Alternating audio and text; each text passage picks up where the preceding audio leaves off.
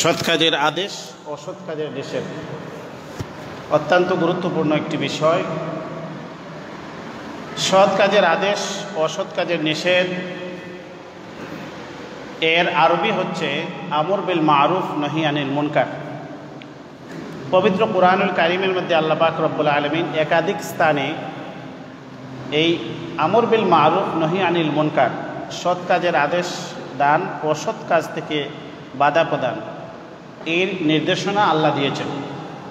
পবিত্র কুরআনুল কারীমের সূরা আলে ইমরানের মধ্যে আল্লাহ পাক আমাদেরকে শ্রেষ্ঠ জাতি হিসেবে ঘোষণা দিয়েছেন, কুনতুম খায়রা উম্মাতিন উখরিজাত লিন-নাস তা'মুরুনা বিল মা'রুফি ওয়া তানহাউনা আনিল মুনকার।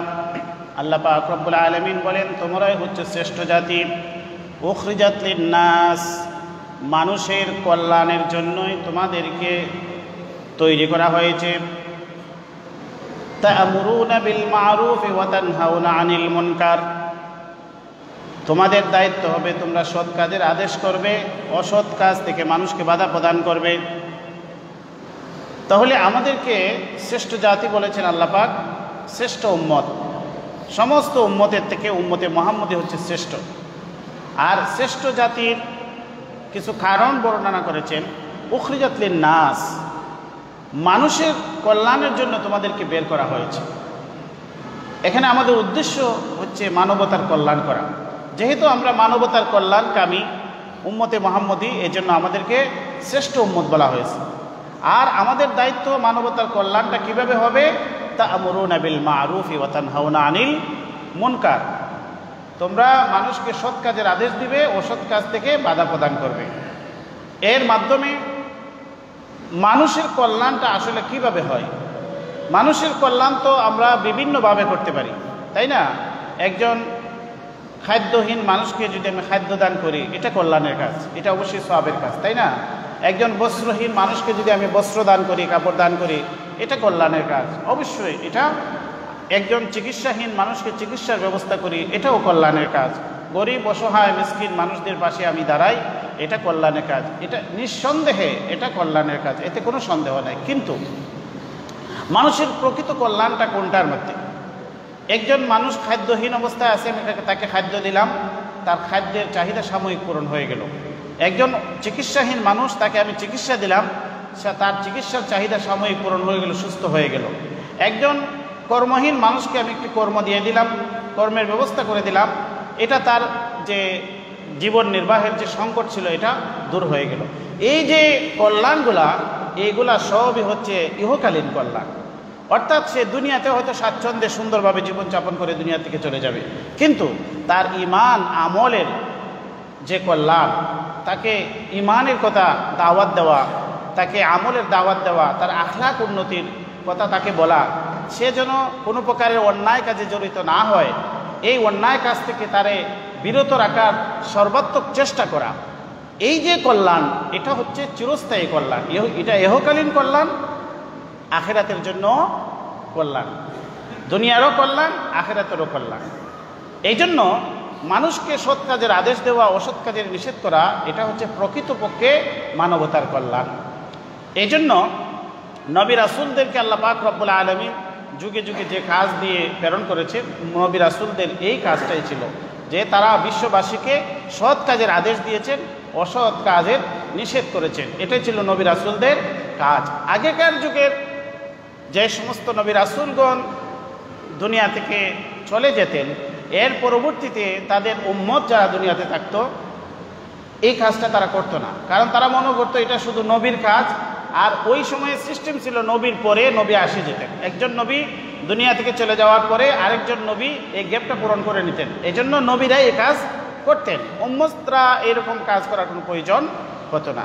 কিন্তু আখিরের জামানার নবী মুহাম্মদ রাসূলুল্লাহ সাল্লাল্লাহু আলাইহি ওয়াসাল্লাম যখন তিনি আমাদের থেকে ওফাত হয়ে গেল, তিনি আমাদের থেকে বিদায় নিলেন, তখন তো আর কোনো নবী আসবেন না, নবী আসার ধারাবাহিকতা বন্ধ হয়ে গেল। তিনি যেহেতু শেষ নবী, তিনি হচ্ছেন খাতামুন নবিয়্যিন, তার মাধ্যমে নবীর ধারাবাহিকতা বন্ধ হয়ে গেছে।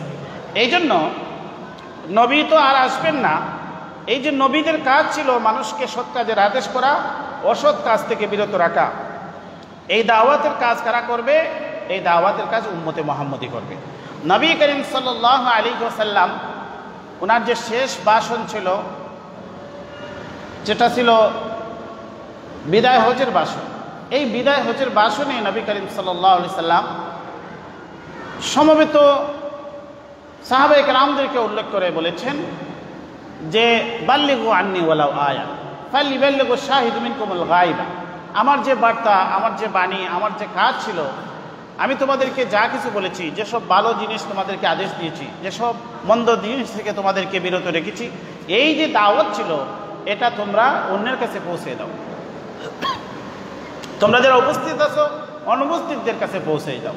এই বার্তা এবং এই বাণী এখনও অব্যাহত, যে আমাদের উপর নবী করিম সাল্লাল্লাহু আলাইহি ওয়াসাল্লাম আমাদেরকে যে দায়িত্ব দিয়েছিলেন সাহাবায়ে কেরামদের মাধ্যমে, আমরা ধারাবাহিকতায় আজও আমরা উম্মতে মুহাম্মদী হিসেবে কিয়ামত পর্যন্ত যত উম্মতে মুহাম্মদী থাকবে প্রত্যেকের দায়িত্ব হবে নবীর যে বার্তা, নবী যে সৎ কাজের আদেশ দিয়েছেন, অসৎ কাজের বাধা প্রদান করেছেন, এই কাজটা যেন সকল উম্মতে মুহাম্মদী এটা অব্যাহত রাখেন। আর যেহেতু উম্মতে মুহাম্মদী এই কাজটা করবেন, এটা নবীদের কাজ ছিল, নবীদের কাজ ছিল। উম্মতে মুহাম্মদীকে আল্লাহ পাক রব্বুল আলামিন বিশেষ শ্রেষ্ঠত্ব দান করেছেন, বিশেষ মর্যাদা দান করেছেন। তারাও এই কাজটা করবে। যে যেখানে যে সমাজের মধ্যে থাকবে সেখানে তার সামাজিক দায়বদ্ধতা আছে, তার পারিবারিক দায়বদ্ধতা আছে। এই সামাজিক দায়বদ্ধতা থেকে সে নিজে যেমন ভালো পথে চলবে, সে নিজে যেমন ভালো কাজ করবে, অপর ভাইকেও সে ভালো কাজের কথা বলবে। সে নিজে যেমনভাবে অন্যায় অগর্হিত কাজ থেকে বেঁচে থাকবে, পাশাপাশি তার পরিবারের লোকজন, তার স্ত্রী, পুত্র, কন্যা, তার সমাজের, তার বন্ধু বান্ধব, সহকর্মী যে যেখানে আছে সেখানেই সে অন্যায় কাজ দেখলেই, কাউকে অন্যায় কাজে লিপ্ত হতে দেখলেই সে এটা থেকে তাকে বিরত রাখার সর্বাত্মক চেষ্টা করবে। এই ক্ষেত্রেই, এই প্রসঙ্গে প্রিয় নবী মুহাম্মদ রাসূলুল্লাহ সাল্লাল্লাহু আলাইহি ওয়াসাল্লাম একটি হাদিসের মাঝে বলেছেন, মান রাআ মিনকুম মুনকারান ফালইউগাইয়িরহু বিয়াদিহি ফাইন লাম ইস্তাতি' ফাবিলিসানিহি ফাইন লাম ইস্তাতি' ফাবিকলবিহি ওয়া যালিকা আযআফুল ঈমান। তোমাদের মধ্যে কাউকে যদি তোমরা অন্যায় কাজ করতে দেখো, গর্হিত কাজ করতে দেখো, তাহলে এই গর্হিত কাজকে তোমরা সর্বাত্মক শক্তি দিয়ে হাত দ্বারা বাধা প্রদান করো। ফাইন লাম ইস্তাতি' ফাবিলিসানিহি, যদি হাত দিয়ে বাধা প্রদান করার তোমার ক্ষমতা না থাকে, সামর্থ্য না থাকে, তাহলে তুমি মুখ দ্বারা, জবান দ্বারা তাকে বুঝিয়ে বলো যে এটা অন্যায় কাজ, এটা গর্হিত কাজ, এটা আপনি করবেন না, তাকে বুঝিয়ে বলতে হবে। ফাইন লাম ইস্তাতি' ফাবিকলবিহি, আর যদি এতটুকু সামর্থ্য না থাকে, কথা দিয়ে মুখ দিয়ে বলারও যদি কোনো ধরনের পরিবেশ না থাকে, সুযোগ না থাকে, তাহলে ফাবিকলবিহি, অন্তর দ্বারা এটাকে প্রতিহত করো। অন্তর দ্বারা প্রতিহত করার অর্থ হচ্ছে যে অন্তর দ্বারা কমপক্ষে এই গর্হিত অন্যায় কাজকে তুমি ঘৃণা করবে, এই অন্যায় কাজকে কখনো সমর্থন করবে না। যেহেতু সামর্থ্য নাই, সুযোগ নেই, হাত দ্বারাও বাধা প্রদান করা যাচ্ছে না, মুখ দ্বারাও বাধা প্রদান করা যাচ্ছে না, কমপক্ষে অন্তর দ্বারা এই অন্যায় গর্হিত কাজকে ঘৃণা করতে হবে। ওয়াযালিকা আযআফুল ঈমান। আর এতটুকু যদি কোনো মানুষের অন্তরে থাকে, অন্যায়ের প্রতি যদি এই ঘৃণাবোধটা থাকে, তাহলে নবী বলেন এর আযআফুল ঈমান, তাহলে ঈমান তার মধ্যে আছে, তবে দুর্বল ঈমান। অন্য এক রিওয়ায়াতের মধ্যে নবী করিম সাল্লাল্লাহু আলাইহি ওয়াসাল্লাম বললেন যে এতটুকু যদি কারো অন্তরে না থাকে, অন্যায়ের প্রতি ঘৃণাবোধটুকুও নাই, তাহলে তার অন্তরে ঈমানের সরিষা দানা পরিমাণও ঈমান তার অন্তরে রইল না। তাহলে আমাদের কত জটিল বিষয় নবী করিম সাল্লাল্লাহু আলাইহি ওয়াসাল্লাম আমাদেরকে বলেছেন। এখন আমাদের জানতে হবে যে আসলে মারুফ এবং মুনকার, এই দুইটি জিনিস পবিত্র কোরআনের মধ্যে আল্লাহ বলেছেন আমর বিল মারুফ নহি আনিল মুনকার। আমরা মারুফের আদেশ করব, মারুফ মানে সৎ কাজ, আর মুনকারের নিষেধ করব, মুনকার মানে অসৎ কাজ। এখন আমাদের বোঝার বিষয় হচ্ছে মারুফ কাকে বলে, মুনকার কাকে বলে। প্রথমে আমরা জানব মারুফের পরিচয়, তারপরে জানব মুনকারের পরিচয়, এরপরে আমরা এর কিছু ফজিলত সম্পর্কে জানব এবং এর পদ্ধতি আদব সম্পর্কে শরাই সম্পর্কে জানব এবং এগুলা করলে পরে এর প্রভাব কী হবে, ফলাফল কী হবে সেটাও আমরা সংক্ষেপে জানার চেষ্টা করব। তাহলে আমরা প্রথমেই জেনে নেওয়ার চেষ্টা করি মারুফ কাকে বলে। মারুফের পরিচয় দিতে গিয়া উলামায়ে কেরাম কিতাবের মধ্যে লিখছেন ইসমুন জামিউন লিকুল্লি মা উরিফা মিন তাআতিল্লাহি ওয়াত তাকাররুবু ইলাইহি বিফি'লিল ওয়াজিবাতি ওয়াল মানদুবাত। উলামায়ে কেরাম মারুফের যে সংজ্ঞা দিয়েছেন এটা হচ্ছে এমন সকল ফরজ ও নফল কাজের সমষ্টিক নাম যাতে আল্লাহর আনুগত্য ও নৈকট্যে আছে বলে জানা যায়, যার মধ্যে আল্লাহর নৈকট্য এবং আল্লাহর আনুগত্য আছে বলে জানা যায়, এটার নাম হচ্ছে কি মারুফ। তাহলে মারুফের সঙ্গে আমরা জেনে নিলাম যে এমন বিষয়ের সমষ্টিক নাম হচ্ছে মারুফ। লিকুল্লি মা উরিফা মিন তাআতিল্লাহি ওয়াত তাকাররুব, যে জিনিসের মধ্যে জানা যায় যে এটার মধ্যে আল্লাহর ইতাআত আছে, আল্লাহর আনুগত্য আছে এবং আল্লাহর নৈকট্য অর্জন হয়। এটা ওয়াজিবও হতে পারে, মানদুব জায়েজ মুস্তাহাবের মতো হতে পারে। এখন আমরা জানব মুনকার কাকে বলে। মুনকারের সংজ্ঞা দিতে গিয়ে বলেছেন ওয়া হুয়া কুল্লু মা কাব্বাহাহু শারআ ওয়া হাররামাহু ওয়া কাররাহাহু, যে এইরকম এমন কত কাজ যাকে শরীয়ত ঘৃণিত অপছন্দনীয় সাব্যস্ত করেছে, এমন কিছু কাজ যেগুলাকে শরীয়তে কি করেছে ঘৃণিত এবং অপছন্দনীয় সাব্যস্ত করেছে, এই বিষয়ের নাম হচ্ছে কি মুনকার। তাহলে আমরা মারুফ জানলাম, মুনকার জানলাম। মারুফ শব্দের শাব্দিক অর্থ হচ্ছে পরিচিত, মারুফ শব্দের শাব্দিক অর্থ হচ্ছে পরিচিত, কল্যাণকর, ভালো, পজিটিভ। আর মুনকার শব্দের শাব্দিক অর্থ হচ্ছে অজ্ঞাত, অপরিচিত, গর্হিত, নিন্দিত, এই কাজগুলাকে মুনকার বলে। এখন আমাদের বোঝার বিষয় আছে যে মারুফ, আমর বিল মারুফ, নহি আনিল মুনকারের তাৎপর্য কি। এই তাৎপর্য সম্পর্কে কিতাবের মধ্যে কয়েকটি আয়াতের রেফারেন্স দেওয়া হয়েছে। প্রথম হচ্ছে যে আল্লাহ পাক রব্বুল আলামিন আমর বিল মারুফ নহি আনিল মুনকারের জন্য যুগে যুগে রাসূলদেরকে প্রেরণ করেছে। রাসূলদেরকে প্রেরণ করার কারণ হচ্ছে রুসুলাম মুবাশশিরিনা ওয়া মুনযিরিনা, রুসুলাম মুবাশশিরিনা ওয়া মুনযিরিনা লিআল্লা ইয়াকুনা আলাল্লাহি হুজ্জা। আল্লাহ পাক রব্বুল আলামিন রাসূলদেরকে রাসূল হিসাবে, ভয় প্রদর্শনকারী হিসেবে প্রেরণ করেছেন যাতে করে মানুষ আল্লাহর বিরুদ্ধে কোনো হুজ্জত প্রমাণ পেশ না করতে পারে। কারণ মানুষ বলতে পারে যে আল্লাহ, আমরা যে অন্যায় করেছি এই পৃথিবীতে, আমরা যে অন্যায় করে আমরা শাস্তির মুখোমুখি হয়েছি, এই অন্যায় থেকে বিরত থাকার জন্য তো আমাদের কাছে কেউ আসে নাই, কেউ তো আমাদেরকে বলে নাই যে এটা অন্যায়। এজন্য মানুষ যেন আল্লাহর বিরুদ্ধে হুজ্জত প্রমাণ পেশ করতে না পারে, এই জন্য আল্লাহ পাক রব্বুল আলামিন যুগে যুগে রাসূল প্রেরণ করেছেন, সতর্ককারী প্রেরণ করেছেন, যারা মানুষকে অন্যায় গর্হিত কাজ থেকে সতর্ক করেছেন, মানুষকে ভালো কাজের আদেশ দিয়েছেন। দ্বিতীয় হচ্ছে দায় মুক্তির জন্য। আমরা মানুষ হিসেবে, ভালো মানুষ হিসেবে আমরা, আমাদের একটি দায় আছে, সামাজিক দায় রয়েছে, পারিবারিক দায় রয়েছে। এই দায় মুক্তির জন্য আমি ভালোকে ভালো বলতে হবে, মন্দকে মন্দ বলতে হবে এবং মানুষকে সতর্ক করতে হবে।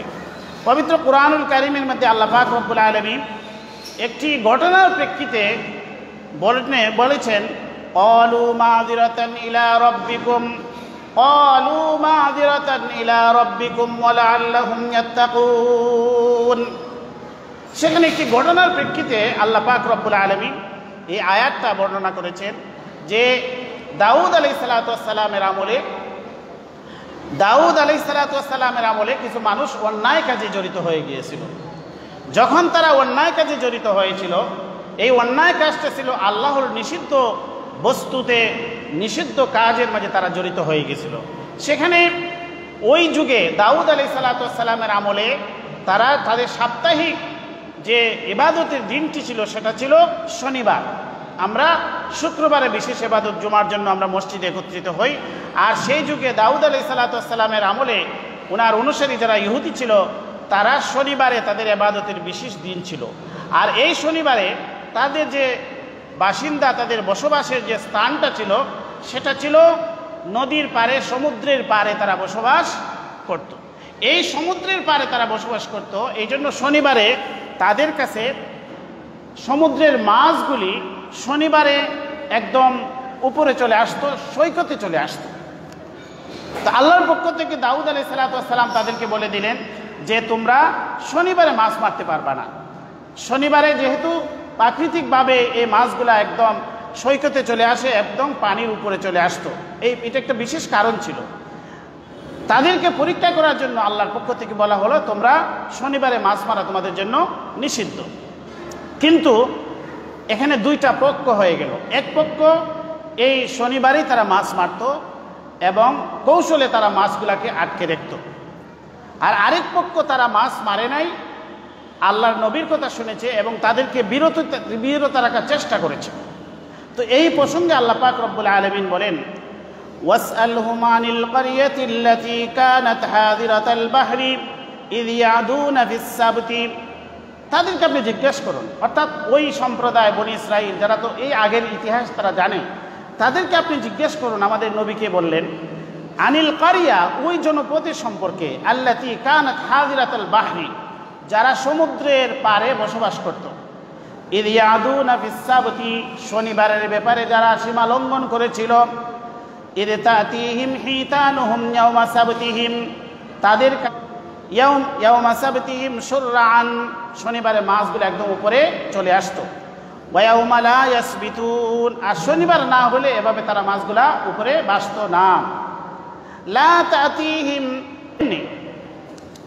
وإذ قالت طائفة منهم لم تعظون قوما الله مهلكهم أو معذبهم عذابا شديدا।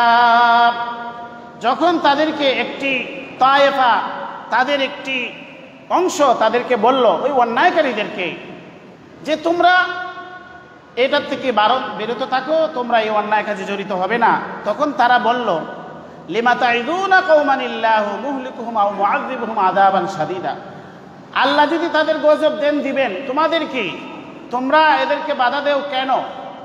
তখন এর জবাবে ওই ভালো মানুষগুলি সমাজের তারা বলছিল ক্বালু মাযিরাতান ইলা রাব্বিকুম ওয়া লাআল্লাহুম ইয়াত্তাকুন, আমরা যে তোমাদেরকে বাধা দেই এই অন্যায় কাজ থেকে, এর অর্থ হচ্ছে দায় মুক্তি। কারণ আমরা শুধু একাই আমরা ভালো থাকলাম তা নয়, তোমরাও যেন ভালো থাকো, তোমরাও যেন আল্লাহর অন্যায় কাজে জড়িত না হও, এটা আমাদের একটি সামাজিক দায়বদ্ধতা রয়েছে। এই সামাজিক দায়বদ্ধতার কারণে আমরা তোমাদেরকে কি করি, তোমাদেরকে এই অন্যায় কাজ থেকে বিরত থাকার জন্য তোমাদেরকে আহ্বান জানাই। এই হচ্ছে দায় মুক্তি। তাহলে আমরা প্রথম জানলাম যে আমরা যে মানুষকে সৎ কাজের আদেশ দিব, অসৎ কাজের নিষেধ করব, এর প্রথম আমরা কারণ বলেছি যে মানুষ যেন বলতে না পারে যে আমরা যে অন্যায় কাজ করেছি কেউ আমাদেরকে বলে নাই। এই জন্য আগের আগের আয়াতের মধ্যে আমরা বলেছি। দ্বিতীয় হচ্ছে আমাদের দায় মুক্তির জন্য, অর্থাৎ সমাজে যারা ভালো মানুষ তাদের জন্য আল্লাহ জিজ্ঞেস না করে যে তোমার সমাজে যে অন্যায় হয়েছে, তোমার পাশে তোমার স্ত্রী, তোমার কন্যা, তোমার পরিবার, তোমার সমাজের মানুষ যে তোমার সম্মুখে অন্যায় কাজ করেছে, তুমি তাদেরকে অন্যায় কাজ থেকে বিরত রাখার চেষ্টা কেন করো নি? এই জন্য এখানে দায় মুক্তির জন্য এই আয়াতটার মাঝে ওই সমস্ত সমাজের ভালো মানুষ যারা অন্যায় কাজের বিরোধিতা করত, অন্যায় থেকে মানুষকে বিরত রাখার চেষ্টা করত, তাদের কথাটা আল্লাহ এখানে নকল করে বলেছেন যে এটা তারা বলেছিল ক্বালু মাযিরাতান ইলা রাব্বিকুম ওয়া লাআল্লাহুম ইয়াত্তাকুন, তারা সেখানে জবাব দিয়েছিল যে আমরা মাযিরাতান ইলা রাব্বিকুম, তোমাদের প্রভুর কাছে যেন আমরা উযর পেশ করতে পারি, আমাদের দায় মুক্তির জন্য পেশ করতে পারি যে আমরা তাদেরকে বুঝিয়েছিলাম। এর পরিণতি কি হয়েছে? ফালাম্মা নাসু মা যুকিরু বিহি আনজাইনাল্লাযীনা ইয়ানহাউনা আনিস সূ, ফালাম্মা নাসু মা যুকিরু বিহি, তাদেরকে যে আদেশ দেওয়া হয়েছে, নিষেধ দেওয়া হয়েছিল তারা এগুলো ভুলে গিয়েছিল। তাদেরকে যে এই মাছ মারতে নিষেধ করা হয়েছিল শনিবারে, এই বিষয়টা তারা কি করেছে? তারা এই আদেশটাকে ভুলে গিয়েছে। ফালাম্মা নাসু মা যুকিরু বিহি আনজাইনাল্লাযীনা ইয়ানহাউনা আনিস সুই।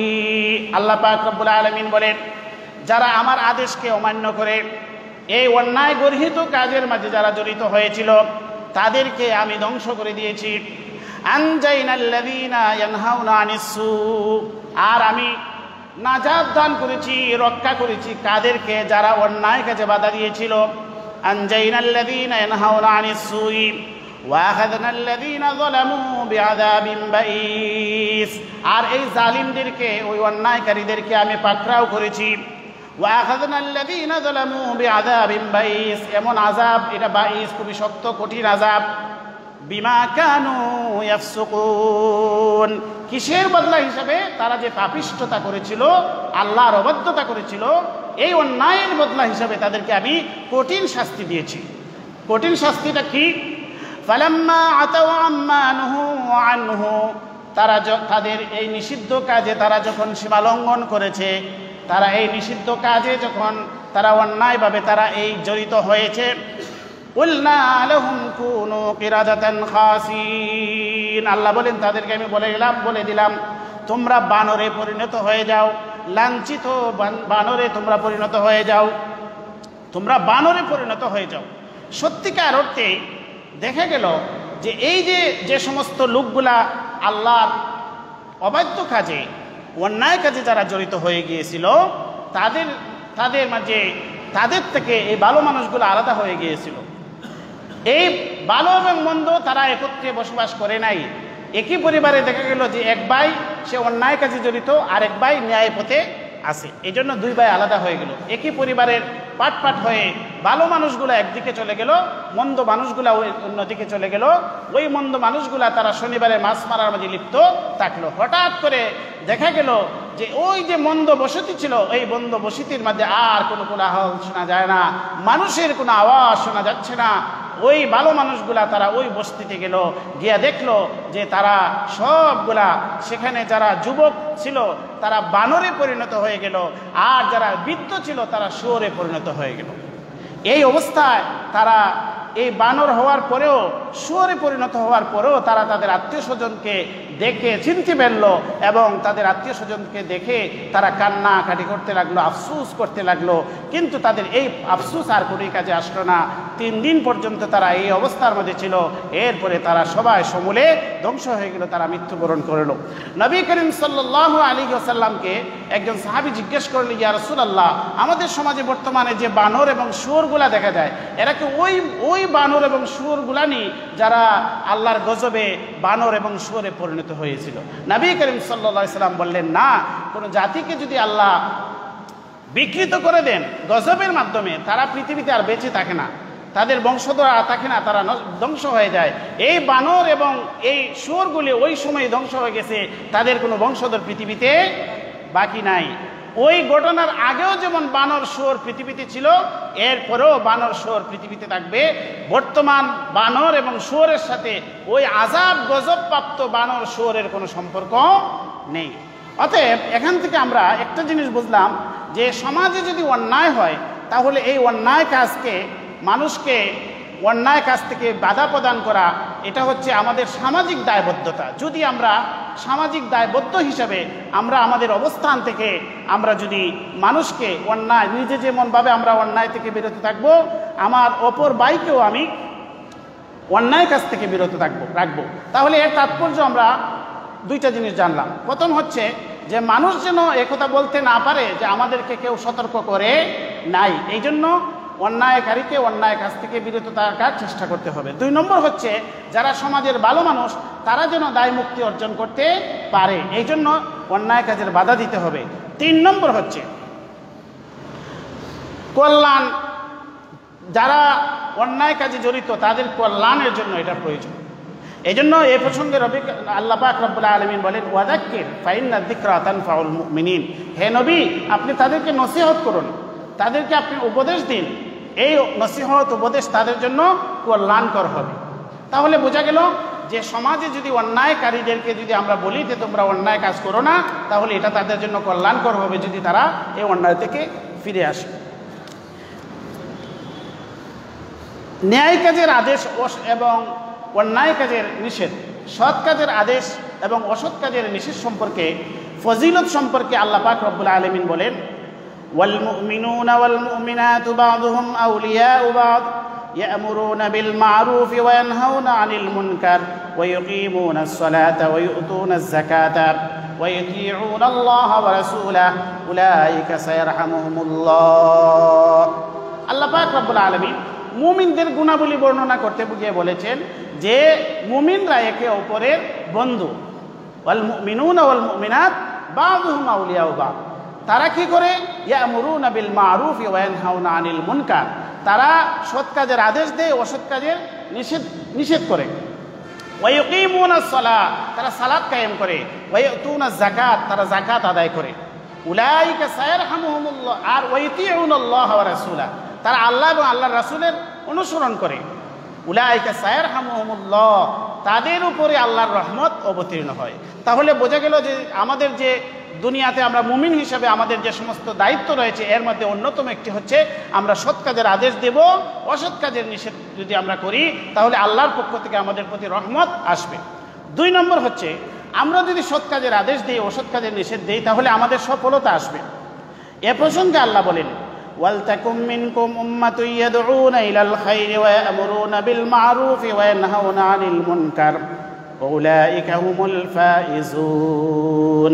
আল্লাহ পাক রব্বুল আলামিন বলেন যে তোমাদের মধ্যে থেকে একটি দল, একটি গ্রুপ এরকম থাকবে, একটি তয়েফা থাকবে যারা মানুষকে সৎ কাজের আদেশ দিবে, অসৎ কাজের নিষেধ করবে। উলাইকা হুমুল ফাইজুন, তারাই সফল কাম। তার মানে যদি আমরা সৎ কাজের আদেশ দানকারী, অসৎ কাজের বাধা দানকারী যদি আমরা হতে পারি তাহলে আমাদের সফলতা। এই জন্য সফলতার একটি কারণ হচ্ছে যে আমরা শুধু নিজেরাই সমাজে ভালো হিসাবে থাকবো এরকম না, অন্যকেও ভালো করার চেষ্টা করব। 3 নম্বর হচ্ছে আযাব থেকে মুক্তি। আযাব থেকে মুক্তি পেতে হলে আমাদেরকে অন্যায়কারীদের অন্তর্ভুক্ত হওয়া যাবে না। আমরা অন্যায়ের প্রতিবাদকারী, অর্থাৎ আমরা অসৎ কাজ থেকে আমরা বিরত থাকবো, অন্যকে আমরা বিরতকারীদের অন্তর্ভুক্ত হব। এই জন্য আল্লাহ বলেন, ফালাম্মা নাসু মা যুকিরু বিহি আনজাইনাল্লাযীনা ইয়ানহাউনা আনিস সুই। এই যে দাউদ আলাইহিস সালামের ঘটনা থেকে আমরা শিক্ষা পাই যে সেখানে যারা অন্যায় কাজ থেকে মানুষকে বিরত রাখার জন্য চেষ্টা করেছে তারাই আল্লাহর গজব থেকে মুক্তি পেয়েছে। 4 নম্বর হচ্ছে আল্লাহ এবং আল্লাহর রাসূলের অভিশাপ থেকে বাঁচা যাবে। লুইনাল্লাযীনা কাফারু মিন বানি ইসরাঈল আলা লিসানি দাউদ ওয়া ঈসা ইবনে মারইয়াম। যারা ওই বনি ইসরাঈলদের মধ্যে যারা মানুষকে অন্যায় কাজের আদেশ দিত, ভালো কাজ থেকে বাধা প্রদান করত, তাদের জন্য অভিশাপ ছিল, তাদের জন্য আল্লাহর পক্ষ থেকে অভিশাপ ছিল এবং ঈসা আলাইহিস সালামের পক্ষ থেকেও তাদের প্রতি অভিশাপ ছিল। অর্থাৎ তৎকালীন যুগের নবীদের পক্ষ থেকে তাদের জন্য অভিশাপ ছিল, আল্লাহর পক্ষ থেকে অভিশাপ ছিল। তাহলে আমরা দেখব আর আরেকটি আয়াতের মাঝে আল্লাহ পাক রব্বুল আলামিন বলেছেন, ওয়াল মুনাফিকুনা ওয়াল মুনাফিকাতু বা'দুহুম মিন বা'দ ইয়া'মুরুনা বিল মুনকারি ওয়া ইয়ানহাউনা আনিল মা'রুফ। মুনাফিকদের যে আলামত সেটা বলেছেন যে মুনাফিকরা একে অপরের তাদের অংশ, অর্থাৎ তারা একে অপরের সাথে সংশ্লিষ্ট। তাদের কাজ কি? তারা মানুষকে মন্দ কাজের আদেশ দেয়, ইয়া'মুরুনা বিল মুনকারি ওয়া ইয়ানহাউনা আনিল মা'রুফ, আর মানুষকে ভালো কাজ থেকে বাধা প্রদান করে। অর্থাৎ মুমিন এবং মুনাফিকের বিপরীত চিত্র। মুমিনের চিত্র হচ্ছে তারা মানুষকে ন্যায়ের আদেশ দেয়, সৎ কাজের আদেশ দেয়, অসৎ কাজ থেকে বাধা প্রদান করে। আর মুনাফিকের কাজ হচ্ছে তারা অন্যায় কাজের আদেশ দেয় আর ভালো কাজ থেকে মানুষকে বিরত রাখে। তাহলে এই কয়েকটি আয়াত থেকে আমরা বুঝতে পারলাম যে আমরা আমাদের যেমনভাবে আমরা সৎ কাজ নিজে করতে হবে, অন্যকেও সৎ কাজের কথা বলতে হবে। যেমনভাবে অন্যায় কাজ থেকে নিজে বিরত থাকতে হবে, অন্যকেও আমরা বিরত থাকার চেষ্টা করতে হবে। এখন আমাদের বিষয় হচ্ছে এই যে আমরা অন্যায় কাজ থেকে আমরা মানুষকে বিরত রাখবো, ন্যায় কাজের আদেশ দেব, এই বিষয় সম্পর্কে আমাদের কিছু শর্ত রয়েছে। 1 নম্বর শর্ত হচ্ছে আমাদের জ্ঞান থাকতে হবে, ইলম থাকতে হবে। কারণ হচ্ছে জ্ঞানের মাধ্যমে আমরা বুঝতে পারবো কোনটা ন্যায় এবং কোনটা অন্যায়। অনেক ক্ষেত্রে আমরা যদি অজ্ঞতা থাকে, মূর্খতা থাকে, ইলম যদি শূন্য হয় তাহলে সে তার মন মস্তিষ্ক মতো যে কোনো বিষয়কে সে তার মন মতো অন্যায় আখ্যা দিবে, আর যে কোনো বিষয়কে তার মন মতো ন্যায় আখ্যা দিবে। অর্থাৎ তার মধ্যে ন্যায় এবং অন্যায়ের মানদণ্ড থাকবে না যদি তার মধ্যে জ্ঞান না থাকে। এই জন্য প্রথমেই যে শর্ত, এই শর্তটা হচ্ছে যে তার মধ্যে জ্ঞান থাকতে হবে। এই প্রসঙ্গে আল্লাহ পাক রব্বুল আলামিন বলেন, قل هذه سبيلي أدعو إلى الله على بصيرة ومن اتبعني। আল্লাহ পাক রব্বুল আলামিন আমাদের নবীকে বলছেন, হে নবী আপনি বলুন, সাবিলি আদউ ইলাল্লাহ, আল্লাহর পথে আমি যে রাস্তা ডাকি এটা বাসিরাতিন, আমি জেনে বুঝে জ্ঞান অর্জন করি তোমাদেরকে আমি ডাকি। অর্থাৎ আমি অজ্ঞত সারে মূর্খতা সারে না বুঝে তোমাদেরকে আমি আল্লাহর পথে ডাকি না। এতে এই আয়াত দ্বারা বোঝা যায় যে আমাদের জ্ঞান অর্জন করতে হবে, বুঝতে হবে কোনটা ন্যায় কোনটা অন্যায়, কোনটা সৎ কোনটা অসৎ, এই সম্পর্কে আমাদের যথাযথ জ্ঞান থাকতে হবে। এই জন্য এখান থেকে বোঝা যায় যে আমাদের নবীজি যথাযথ জ্ঞান অর্জন করে সমাজের নেতৃত্ব দিয়েছেন, সমাজের মানুষকে ন্যায়ের কথা বলেছেন, অন্যায় থেকে বিরত রাখার কথা বলেছেন। 2 নম্বর হচ্ছে যে মানুষকে সৎ কাজের আদেশ এবং অসৎ কাজের নিষেধ করার জন্য আল্লাহ 4টি শর্ত দিয়েছেন। উদউ ইলা সাবিলি রাব্বিকা বিল হিকমাতি ওয়াল মাউইদাতিল হাসানা ওয়াজাদিলহুম বিল্লাতী হিয়া আহসান। আল্লাহ পাক রব্বুল আলামিন বলেন, হে নবী আপনি মানুষকে আল্লাহর পথে ডাকুন বিল হিকমা, হিকমার মাধ্যমে। হিকমা অর্থ কি? 1 নম্বর শর্ত কি? হিকমা। হিকমা অর্থ হচ্ছে প্রজ্ঞা, হিকমা অর্থ হচ্ছে কমন সেন্স, হিকমা অর্থ হচ্ছে সুন্নাহ, হিকমা অর্থ হচ্ছে ওহীর জ্ঞান। অর্থাৎ আপনি প্রথমেই আপনার মধ্যে হিকমা থাকতে হবে, কোন কথাটা কোন স্থানে বলবেন, আপনার স্থান কাল পাত্র বোঝার যে যোগ্যতা সেটা থাকতে হবে। আপনি সব কথা সব মানুষকে সবভাবে বলা যায় না, যাকে যেভাবে বোঝানো উচিত তাকে আপনি সেভাবে বোঝাতে হবে। যে স্থানে যে কথাটা বলা উচিত আপনাকে সেই স্থানে শব্দ চয়ন করে বিষয়বস্তু নির্ধারণ করে সেই স্থানে আপনাকে সেই কথাটা বলতে হবে। যদি স্থান কাল পাত্র না বুঝে আপনি যদি সৎ কাজের আদেশ দিতে লাগেন আর অসৎ কাজের বাধা প্রদান করতে লাগেন তাহলে কি হবে? হিতে বিপরীত হবে, সমাজে বিশৃঙ্খলা সৃষ্টি হবে, ফিতনা ফাসাদ সৃষ্টি হবে। এই জন্য আল্লাহর নবী সাল্লাল্লাহু আলাইহি সাল্লাম আমাদেরকে বলেছেন, 3টা স্তর দিয়েছেন। মান রাআ মিনকুম মুনকারান ফালইয়ুগাইয়িরহু বিয়াদিহি ফাইন লাম ইস্তাতি ফাবিলিসানিহি ফাইন লাম ইস্তাতি ফাবিকলবিহি ওয়া যালিকা আযআফুল ঈমান। এই অন্যায় যখন আমরা দেখব তখন আমাদেরকে 3টা স্তর দিয়েছেন। প্রথম স্তর দিয়েছেন যে তুমি শক্তি প্রয়োগ করে, মান রাআ মিনকুম মুনকারান ফালইয়ুগাইয়িরহু বিয়াদিহি, হাত দ্বারা অন্যায়কে প্রতিহত করতে হবে। এরপরে যদি তোমার এরকম সামর্থ্য না থাকে 2 নম্বর হচ্ছে মুখ দ্বারা বলতে হবে যে এটা অন্যায়। এতটুকু যদি সামর্থ্য না থাকে অন্তর দ্বারা এটাকে ঘৃণা করতে হবে। তাহলে আমরা দেখতে পাই যে প্রথম স্তরটা কাদের? প্রথম স্তর হচ্ছে শক্তি প্রয়োগ করে। যেমন ধরেন একটি সন্ত্রাস, সমাজে একজন সন্ত্রাসী মাদকাসক্ত অথবা কোনো বড় অপরাধী, আমার কি সামর্থ্য আছে একজন সাধারণ মানুষ হিসেবে ওই লোককে ধরে আমি শাস্তি দিতে পারবো, তার প্রতি শক্তি প্রয়োগ করতে পারবো? এটা কার দায়িত্ব? এটা রাষ্ট্রের দায়িত্ব। এই জন্য রাষ্ট্রের দায়িত্ব সম্পর্কে অন্য আয়াতের মাঝে আল্লাহ পাক রব্বুল আলামিন বলেছেন যে মানুষদেরকে আল্লাহ পাক রব্বুল আলামিন যখন রাষ্ট্রের ক্ষমতা দান করেন তাদের কয়েকটি দায়িত্ব, এর মধ্যে অন্যতম হচ্ছে ইয়ামুরুনা বিল মারুফ ওয়া ইয়ানহাউনা আনিল মুনকার। তাদের দায়িত্ব হচ্ছে সৎ কাজের আদেশ এবং অসৎ কাজের বাধা প্রদান। এই বাধা প্রদানের যে চরম যে শক্তি সেটা রাষ্ট্রের হাতে রয়েছে।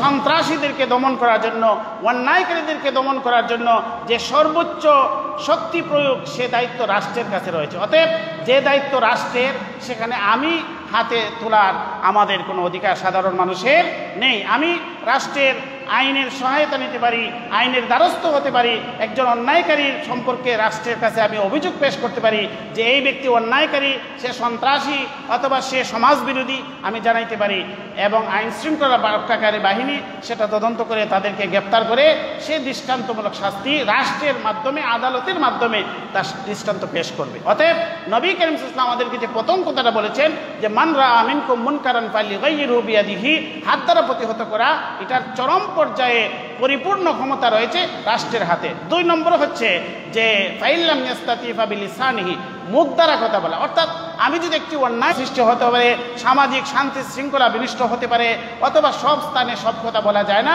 এক্ষেত্রে আমাকেও এই ক্ষেত্রে যদি আমি না পারি, তাহলে অন্তর দ্বারা এই অন্যায়কে ঘৃণা করতে হবে। এই জন্য নবী বলেছেন, যদি দেখেন নবী আমাদেরকে প্রথমটাই বলতে পারতেন যে সর্বক্ষেত্রেই তোমাকে হাত দ্বারা প্রতিহত করতে হবে, তাহলে তো আমাদের কোনো উপায়ই ছিল না। এই জন্য বোঝা যায় যে স্থান কাল পাত্র ভেদে কে কোন কাজটা কোন সময় করতে পারবে, এই জন্য আমাদেরকে একটি সুন্দর একটি হিকমা আল্লাহর নবী আমাদেরকে শিক্ষা দিয়েছেন। এই জন্য আমাদেরকে হিকমা থাকতে হবে। উদউ ইলা সাবিলি রাব্বিকা বিল হিকমা ওয়াল মাউইযাতিল হাসানা। তারপরে মানুষকে নরম কথা, মাউইযায়ে হাসানা, ওয়াজ এবং মাউইযা অর্থে মানুষকে উত্তম শুভেচ্ছামূলক কথা মানুষকে বলবে, হাসানা উত্তম পদ্ধতিতে মানুষকে নরম কথা বলতে হবে। ওয়াজাদিলহুম বিল্লাতি হিয়া আহসান। 4 নম্বর শর্ত হচ্ছে, কারো সাথে যদি কোনো হক কথা মানুষকে বোঝাইতে গিয়ে যদি তর্ক হয়, তাহলে কুতর্কে জড়ানো যাবে না, মানুষকে গালাগালি করা যাবে না, অশ্রদ্ধা করা যাবে না, তার সম্মানে আঘাত করা যাবে না। বিল্লাতি হিয়া আহসান, যেটা উত্তম পদ্ধতি, সেই পদ্ধতি অবলম্বন করতে হবে। আর হচ্ছে কি, নম্রতা অবলম্বন করতে হবে, কখনো কঠোরতা অবলম্বন করা যাবে না। এই জন্য হযরত মূসা আলাইহিস সালাম এবং ওনার ভাই হারুন আলাইহিস সালাম দুইজনকে যখন ফেরাউনের কাছে নির্দেশ দেওয়া হয়েছিল, তখন বলা হয়েছে ফাকুলা লাহু কাওলান লাইয়িনান লাআল্লাহু ইয়াতাযাক্কারু আও ইয়াখশা। আল্লাহ পাক তাদেরকে নির্দেশ দিয়েছিলেন যে ফেরাউনের কাছে যাও, গিয়ে তাকে নম্রতার সাথে ভদ্রতার সাথে মার্জিত ভাষায় তাকে বোঝাও যে সে অন্যায়ের মধ্যে আছে।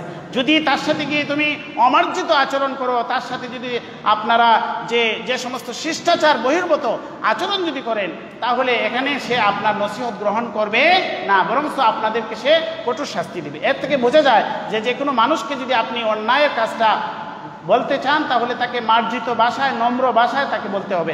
এবং আমাদের নবী করিম সাল্লাল্লাহু আলাইহি ওয়াসাল্লাম নম্রভাষী ছিলেন। কুরআনের মধ্যে বলা হয়েছে, ওয়ালাউ কুনতা ফাযযান গালিযাল কলবি লানফাদ্দু মিন হাওলিক। হে নবী, আপনি যদি কঠিন হৃদয়ের হতেন, আপনার মধ্যে যদি নম্রতা না থাকতো, তাহলে আপনাকে ছেড়ে মানুষ চলে যেত, আপনার জন্য মানুষ এত পাগল হইতো না। অর্থাৎ বোঝা গেল নবী করিম সাল্লাল্লাহু আলাইহি ওয়াসাল্লাম মানুষকে যে নসিহত করেছেন, মানুষকে অন্যায় থেকে বিরত রাখার জন্য তার ভিতরে দরদ ছিল, সহমর্মিতা ছিল, নম্রতা ছিল, ভদ্রতা ছিল, এবং সুন্দরভাবে মানুষকে অন্যায় থেকে বিরত রেখেছেন। এই জন্যই মানুষকে যদি তিনি শক্তি প্রয়োগ করে তিনি যদি মানুষকে দিনে আনতেন, তাহলে মুহাম্মদ রাসূলুল্লাহ দুনিয়া থেকে যাওয়ার পরে সব মুসলমানরা অমুসলিম হয়ে যেত। আজও পর্যন্ত ১৫০০ বছর পরেও মুহাম্মদ রাসূলুল্লাহর আদর্শকে মানুষ আঁকড়ে ধরে আছে, নবীর জন্য জীবন দিতে প্রস্তুত হয়ে যায়। কেন? নবী করিম সাল্লাল্লাহু আলাইহি ওয়াসাল্লাম শক্তি প্রয়োগ করে তিনি মানুষকে দিনের পথে আনেন নাই, তিনি এনেছিলেন নম্রতা, ভদ্রতা সাথে, শালীনতার সাথে।